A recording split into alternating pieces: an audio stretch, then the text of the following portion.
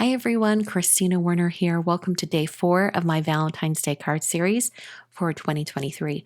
Today I'm using the Nested Round Hearts dies as well as the Heart Messages, I think that's what it's called, from the Heart Messages stamp set. These two products were just released, in fact, moments ago. That's why this video is going up so late in the day. And I really wanted to use them together because I designed these to be used together. So I first used one of those heart dies and I cut a heart window out of some white cardstock. And then I used that as a template for positioning my greeting. Now I've got the greeting on the door of my MISTI, and now I'm going to bring in a A2 sized piece of clear acetate. This is heat resistant acetate, so I'm going to be doing some heat embossing on it. And this is the method I like to use to make sure that I get a really good heat embossed image. I first spray both sides with water and I dry it off with a paper towel, and then I apply lots and lots of anti-static powder and then stamp my image. So I'm stamping this greeting right down onto the acetate, and then I'm going to be applying some white embossing powder and heat setting that with a heat tool. And it worked out beautifully. You'll see when I start sprinkling on that white embossing powder and then tapping off and shaking off the excess that everything comes off nice and clean. Now, my initial idea for this card was to use that red holographic cardstock that's off to the left here. In fact, after I had everything heat embossed and looking really nice, I actually put the red cardstock behind the acetate to kind of see how it would look. And the reason I did this was because I wanted the white embossing on the red holographic cardstock, but that red holographic cardstock doesn't really emboss well. All of my powder was sticking to it, even with everything I tried. So I thought, you know what, I'll just put some acetate in front of it. But at this point, I realized I don't think I want to just have it be just a regular red holographic heart behind the acetate. I'm already halfway into making a shaker card. I should just make it a shaker card. So in a minute here, I'm going to put that red holographic cardstock to the side, and I'm going to embrace the shaker card idea. But for now, I'm just adhering this cardstock onto the acetate. So I'm pressing that down. I use a little bit of honeybee precision glue, and then I'm going to stack some acrylic blocks on top to hold the acetate down while it adheres to the cardstock. And I'll just set that aside. At this point, when I decided, okay, I'm just going to embrace the shaker card, I decided to make it a square card. So I actually grabbed a card base that was already cut to 4 1/4 by 5 1/2, and I lopped off the bottom so that it would create a square 4 1/4 card. So now I've got these two pieces here. I'm going to start putting together the shaker area. The shaker bits I'm using are from Lucy's Cards, and this is the Love Potion Shaker Mix.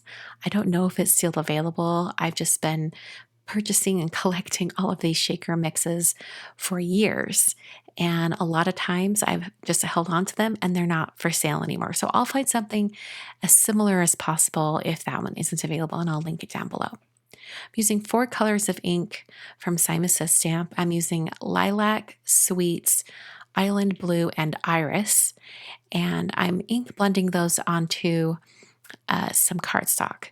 And I'm actually going to cut this cardstock down to be a little bit smaller than my card front eventually, but right now it is 4 1/4 by 4 1/4. And I will be trimming it down to be a little bit smaller so that when I adhere the cardstock, this is actually going to be the back wall of my shaker. When I adhere it, it won't be shown when I tip the card. Like you won't be able to see the ink blending on the side. So I'm just testing to make sure those colors are coming through, and then I'm getting my shaker area prepared. I'm using some foam tape and I'm doubling it over on itself to create more depth for my shaker. I want all those little bits inside to shake around freely and not be stuck, so it just needs a little bit of a thicker foam tape for that. I'm trimming this in half so that it is more narrow and can go around the heart shape. And then I'm going to take off the release paper off both sides of my foam tape. What that does is it allows me to kind of manipulate and curve the foam tape around the heart shape. It just makes it a lot easier to create the entire shaker area. So I'm bringing this around. I'm just going to kind of curve through that top area and then bring it back around and use my scissors to cut off the extra foam tape. So I'm going to take all that foam tape that I prepared and folded over on itself, and I'm going to add it to the corners of the front of my shaker card. And then I can put the backer of my shaker area down. Now, I got a little excited and I went ahead and I adhered the back wall of my shaker without putting any shaker bits inside. So thankfully, I realized this before I pressed things down too much, and I was able to peel up that cardstock, put some of that shaker mix inside, and then press back down. And in the end, it worked out just fine. It was okay. But don't do what I did. Remember to put your shaker bits in. So I love how those move around inside. They look really beautiful. So I took my Tombow Extreme Adhesive Tape Runner and put that on the back of that cardstock. And then I used the corner of my MISTI to hold the shaker area in the corner and then put my card base right on top. And then I'm left with this beautiful shaker card.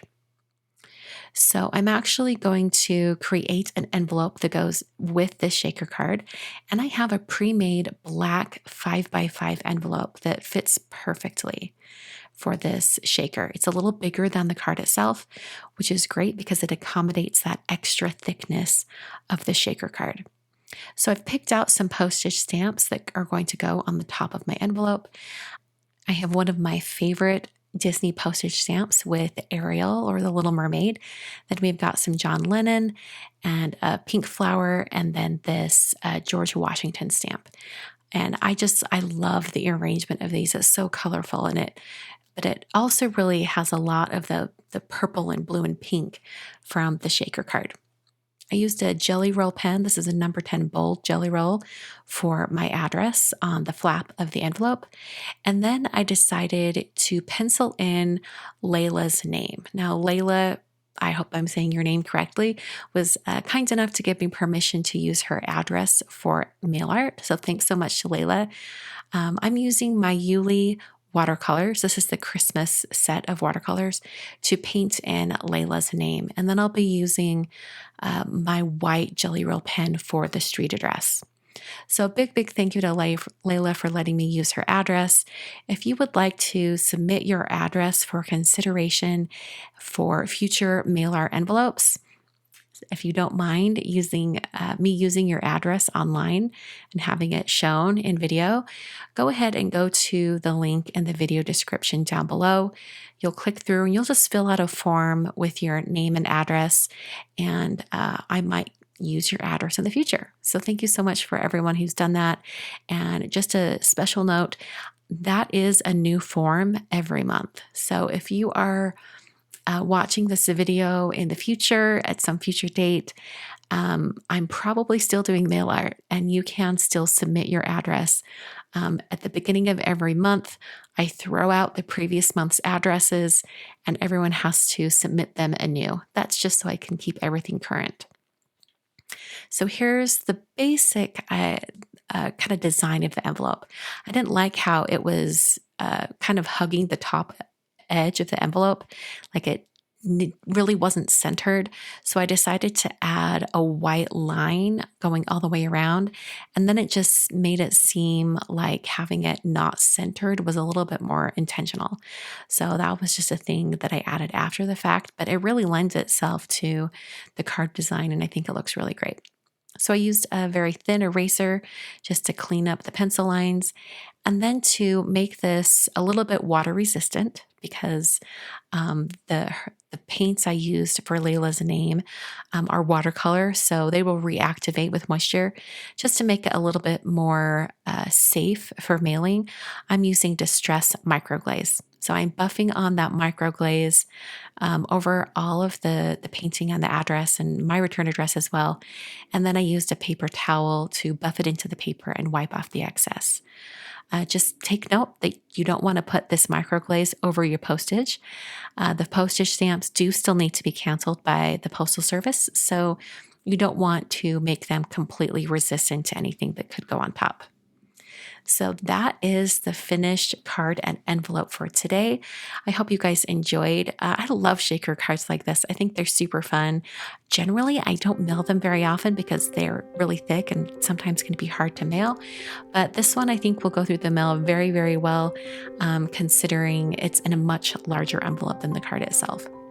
Thanks so much for watching today. I will not be back on Friday with my usual Friday Live. Instead, I will have a pre-recorded video for you. So come back on Friday for another Valentine's Day card and envelope. Thanks for watching, and I'll catch you guys next time.